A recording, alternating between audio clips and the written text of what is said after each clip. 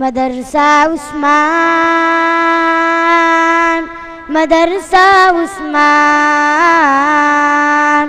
مدرسہ عثمان، دینی مدارس زندہ باد، دینی مدارس زندہ باد، دینی مدارس زندہ باد۔ الحمد لله رب العالمين والعاقبة للمتقين والصلاة والسلام على سيد الأنبياء والمرسلين وعلى آله وصحبه أجمعين، أما بعد، فأعوذ بالله من الشيطان الرجيم، بسم الله الرحمن الرحيم. هو الذي بعث في الأميين رسولا منهم يتلو عليهم آياته ويزكيهم ويعلمهم الكتاب والحكمة وإن كانوا من قبل لفي ضلال مبين. صدق اللہ العظیم. بزرگوں اور بھائیوں، اللہ رب العزت نے ایمان اور یقین کی جو انمول نعمت ہم کو اور آپ کو عطا فرمائی ہے، اور ہمارے ذمے یہ کام لگایا ہے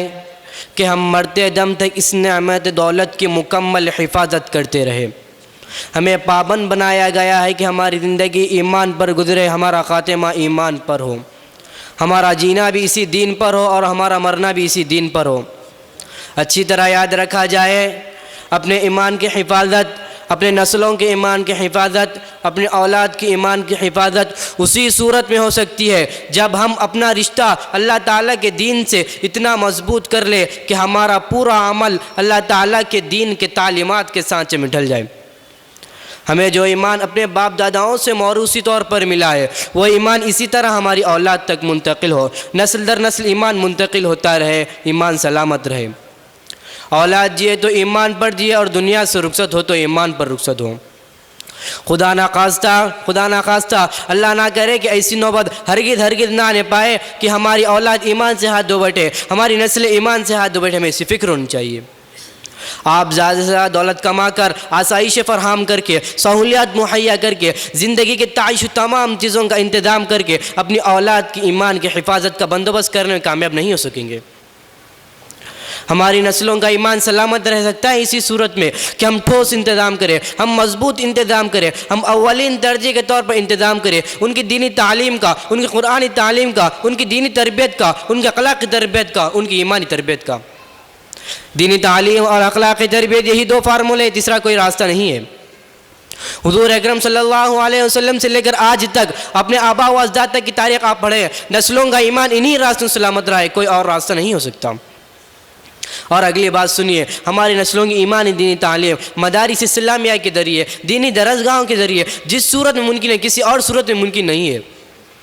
اور اسی مقصد کے لیے مدارس اسلامیہ کا، دینی درسگاہوں کا، دینی تعلیم کے انتظام کا، وہ مدرسے کی شکل میں ہو، وہ مکتب کی شکل میں ہو، وہ درسگاہ کی شکل میں ہو، وہ کل وقتی نظام کی شکل میں ہو، وہ جز وقتی نظام کی شکل میں ہو، وہ بڑے دائرے کی صورت میں ہو، وہ چھوٹے دائرے کی شکل میں ہو، اس کا انتظام جب تک نہیں کیا جائے گا نسلوں کا ایمان سلامت نہیں رہے گا.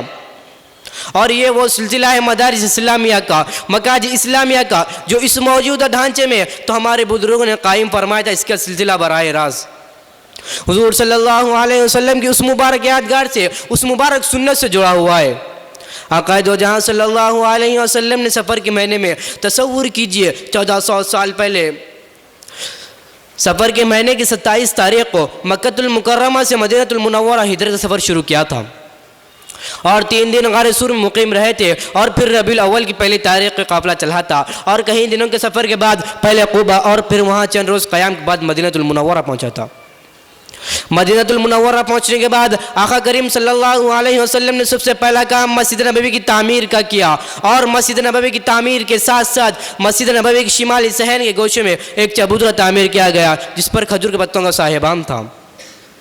یہ پہلا مدرسہ تھا اسلام کی تاریخ کا جس عفا کی درسگاہ کہا جاتا ہے، جہاں حضور صلی اللہ علیہ وسلم معلم کے طور پر، ٹیچر کے طور پر، استاد کے طور پر پڑھا رہے تھے.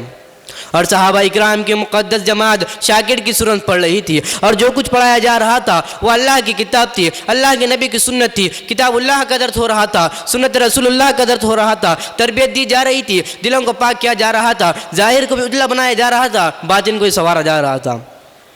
صحابہ اکرام کی جماعت تیار ہوئی، حضور صلی اللہ علیہ وسلم کی تربیت زیارت آیا، اسی مسجد نبوی کے ماحول میں، اسی مدرسہ صفا کے ماحول میں ایسا گروہ تیار ہوا جو قیامت تک آنے والے انسانوں کے لیے رہبر بنا، نمونہ بنا، آئیڈیل بنا، مثال بنا۔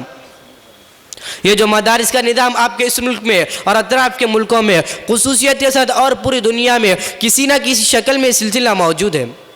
یہ در حقیقت نقل ہے اسی اصل کی جو مسجد نبوی کے زیر سایہ قائم کی گئی تھی۔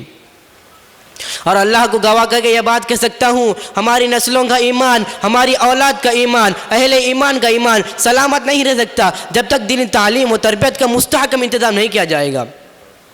ہمارے بزرگوں نے یہ نظام اس لیے بنایا تھا کہ اس نظام سے جڑے اہل اسلام اس نظام سے وابستہ کرے اپنی اولاد کو دیگر تمام کوششوں کے ساتھ۔ یاد رکھیے، آپ اور ہم ان مدارس کی اہمیت کو سمجھے یا نہ سمجھے، ہمارا اور آپ کا مشترکہ دشمن ہے عالمی سطح پر، ضلع کی سطح سے لے کے صوبے کی سطح تک، صوبے کی سطح سے لے کے ملک کی سطح تک، ملک کی سطح سے لے کے بین الاقوامی سطح تک۔ آپ کے دشمنوں کو معلوم ہے کہ ان مدارس کی اہمیت کیا ہے، انہیں اندازہ ہے کہ یہ مدارس ان کے سازشوں کی تکمیل کے راستے میں ڈھال ہے، انہیں اندازہ ہے کہ جب بھی کوئی مشن لے کے چلیں گے اسلام کو مٹانے کا، جب بھی کوئی مشن لے کے چلیں گے حق کو مٹانے کا، جب بھی کوئی مشن لے کے چلیں گے اپنے غلط منصوبوں کو بروئے کار لانے کا، تو اس کے مقابلے میں اگر کوئی جماعت قیادت کے ساتھ پورے طاقت کے ساتھ کھڑے ہوں گے اپنے اسلاف کی تاریخ کے ساتھ، تو مدارس تربیت پانے والے جماعت اور مدارس تربیت پانے والا قافلہ ہوں گا۔ انہی چند باتوں پر میں اپنے قرین ختم چاہتا ہوں، وما علینا الا البلاغ۔